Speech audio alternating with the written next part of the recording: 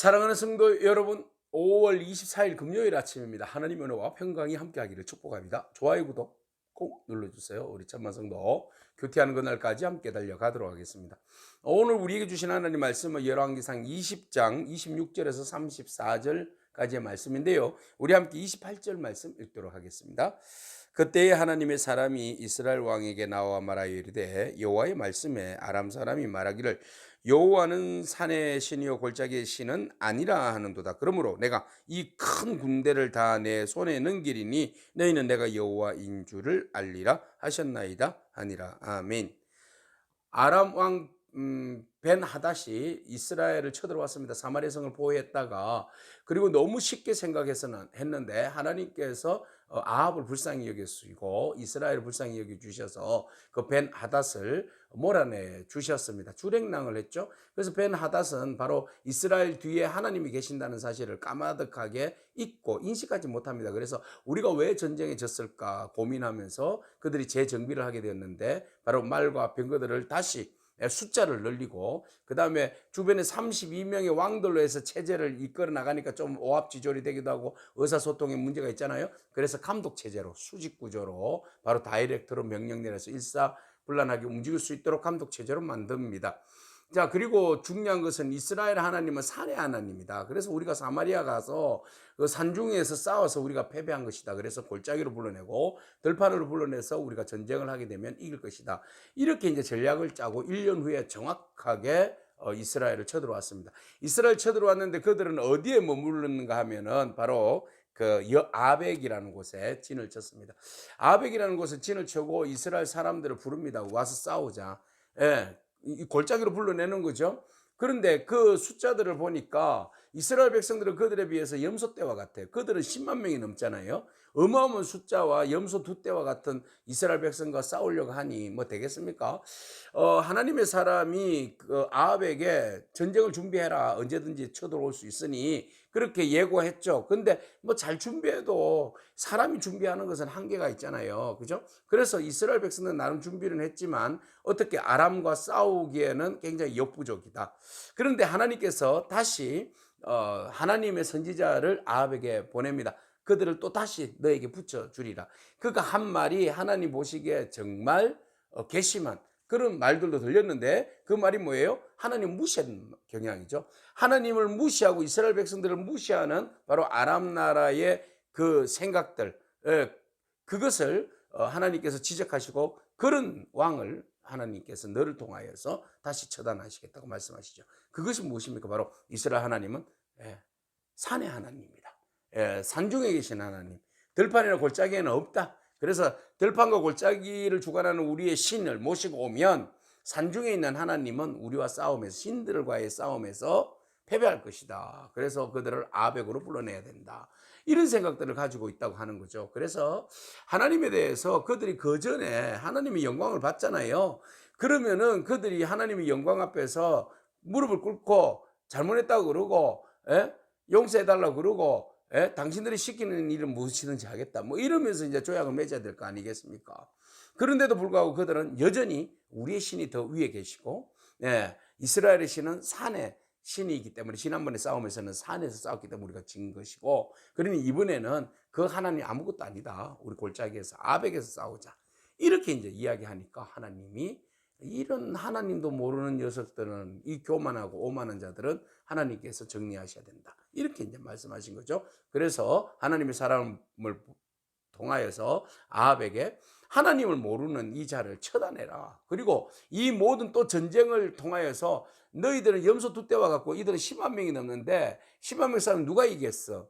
염소 두 떼가 졌지. 10만 명이 이기잖아요. 그래서 이걸 통해서 오히려 너희들을 역전해서 너희가 승리하도록 하나님께서 함께 하신다. 그래서 그들에게 이야기하기를 너희는 내가 여호와인 줄을 너희가 알리라, 이 말입니다.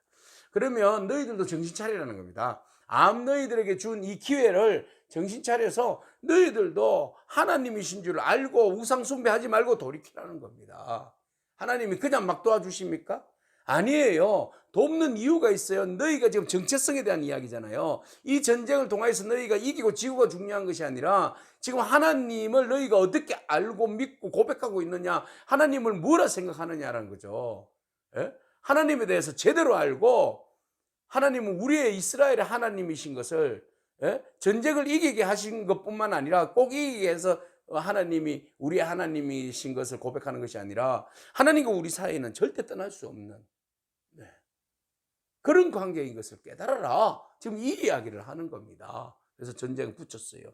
10만 명이 싸웠어요. 골짜기에서 10만 명이 넘었는데, 자, 그 골짜기에서 이들이 아벡에서 대치해서 7일 대치하다가 싸웠는데 아벡에서 보병 10만 명이 죽었어요. 와, 엄청난 숫자가 그냥 죽은 겁니다.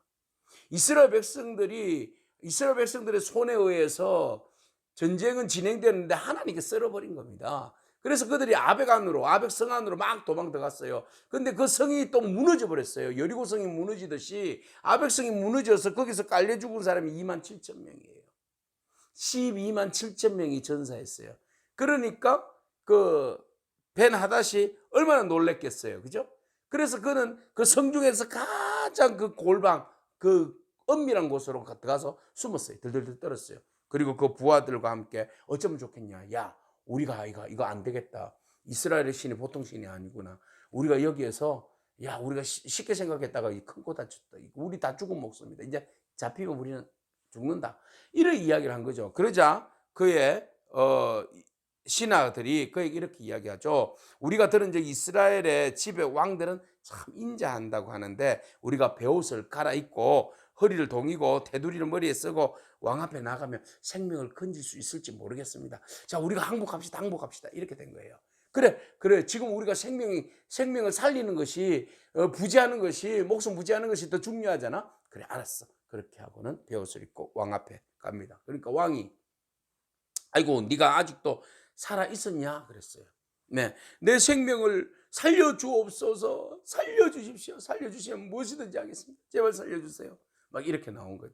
그러니까 아합이요, 마음이 우쭐해지는 거죠. 야, 아람 나라 왕이 지금 내 발에 엎드려서 무릎을 꿇고 나에게 살려달라고, 생명을 구해달라고 그러니, 야, 별거 아니네. 그러면서 아합이 굉장히 우쭐거리는 교만한 마음이 생기는 거죠. 그래?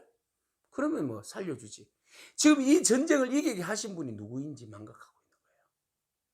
겸손하게 하나님께서 이기게 하신 것에 대해서 알고, 이 벤하닷은 아람 나라가 하나님을 무시하고 이스라엘 백성들을 무시하고 전쟁으로 유린했던 사람 아닙니까? 그러면은 미안하지만 제거해야 됩니다. 예? 그런데 하나님 말씀 따라서 제거하지 아니하고 승리는 했으나 그 승리가 자기가 잘해서 승리한 것처럼 착각한 거예요. 그래서 벤하닷이 나에게 아무것도 아니네, 절하니까 막 기분이 좋아가지고, 아이고 내 형제요, 이렇게 나온 겁니다. 내가 선심 쓴다 너한테.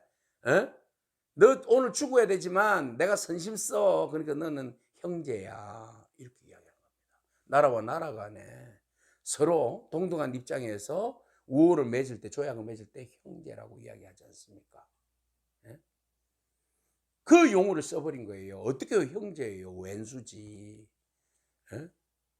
하나님의 부르심 앞에, 거룩함 앞에 하나님을 욕보인 그 대상에 대해서 지극히 처단했어야 되는데 그것을 형제로 받아들이니까 그들이 가지고 있는 아직까지 그 오염 물질들, 이스라엘을 오염시키고 언제든지 올라서서 이스라엘을 공격해서 무너뜨릴 수 있는 그런 저력을 가지고 있는 자들이잖아요.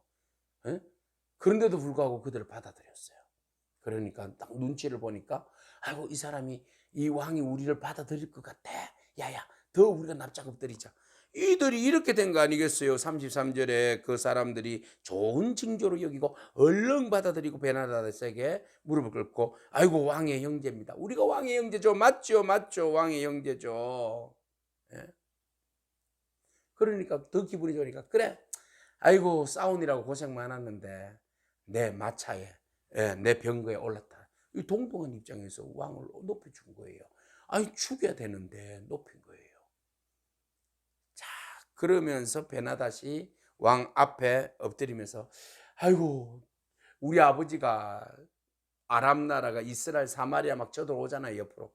그때 막 빼앗은 도시 성읍들이 있어요. 보통 대부분 이제 변방에 있겠죠. 이런 것들을 빼앗았었는데 이거 다 돌려줄게요. 다 돌려주고 사마리아의 이스라엘에 우리 아버지의 이름으로 세우는 도시가 있는데 그거 왜 도시를 세워라요? 이 도시에서 나는 모든 소산물과 모든 생산물은 세금을 다 그 왕에게 바치는 거예요. 그죠? 헌정하는 거예요. 다 헌정이 아니라 이렇게 납부하는 거예요.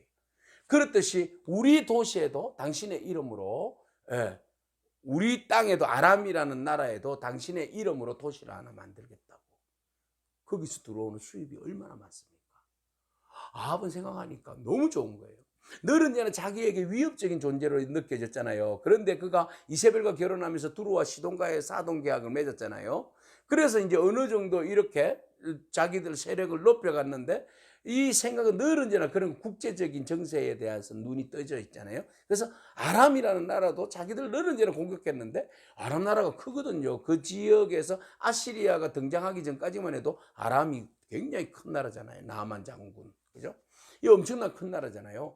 그러니까 아람과 우리가 결연을 맺어서 우호조약을 맺어서 지금 그들이 지금 우리 밑에서 깔려서 아이고 막 땅도 돌려준다고 그러고 막 우리에게 막 유익도 준다고 하니까 얼마나 기분이 좋습니까? 오케이. 그렇게 해서 그를 돌려보냈어요. 우호조약을 맺고. 자, 올챙이, 개구리 올챙이 시절 모른다고. 그가 어려울 때 누가 그를 도와줬습니까? 하나님께서 도와주셨어요. 누가 그들을 무찔러 주셨습니까? 하나님께서 하셨어요. 그러면은 아합의 입장은 뭐예요? 모든 것은 하나님이 하셨습니다. 그러면 하나님, 얘가 지금 우호조약을 맺자고 하는데 어떻게 하면 좋겠습니까? 살려줄까요? 그냥 죽여버릴까요? 근데 죽이기 너무 아깝다. 내가 이들로 하여금 이득 볼 게 너무 많은데 그 사이에서 갈등이 온 거죠. 하나님 말씀에 순종하느냐 아니면 내 이익을 챙기느냐. 여기서 고민하고 갈등하는 이 아합의 모습. 그래서 모든 것들을 협상할 때에 은혜를 망각하고 독단적으로 하나님 앞에 묻도 안 하고 자기 멋대로 결정을 내리는 이 아합의 모습 봅니다. 결국 그러다가 이제 아합도 망하잖아요. 네. 하나님께서 기회를 주시고 은혜를 주셔서 아람 군대로부터 사마리아를 보호해 주시고 지켜 주셨는데 이제는 하나님께서 더 힘을 내게 하셔서 하나님의 힘으로 저들을 물리쳐도 주셨는데 그렇다면 살려주시고 전쟁에서 승리케 하신 하나님 앞에 겸손해야죠. 말씀에 순종해야죠. 오늘 우리가 주의 말씀 바라보면서 은혜의 주님을 망각하지 않기를 바랍니다. 내 유익을 위해서 독단적으로 협상하고 독단적으로 행동하지 않기를 바랍니다. 오직 우리가 살 길은 하나님 앞에 겸손입니다. 주님 말씀에 순종입니다. 그렇게 함으로 믿음으로 승리하는 저와 여러분이기를 축복합니다. 아멘. 기도하겠습니다. 주님 감사합니다. 하나님이 어떠한 분인지 아합이 알아야 되는데 또 망각해버리고 또 적을 살리고 협상하고 자기의 세력을 확장해 나가는 그런 어리석은 모습 바라봅니다. 하나님, 우리가 하나님과 우리 사이를 망각하지 않도록 늘 언제나 깨어있게 하여 주시옵소서. 하나님 앞에서 오만하거나 착각하거나 잊어버리거나 독단적으로 무슨 일들을 홀로 진행하려고 하는 그런 어리석음에서 벗어나 오직 믿음으로 주님 말씀에 순종함으로 계획하고 묻고 나아갈 수 있는 저희들의 삶이 되게 하여 주옵소서. 예수님에게 하신 이름으로 기도합니다. 아멘. 오늘도 믿음으로 승리하길 축복합니다. 아멘.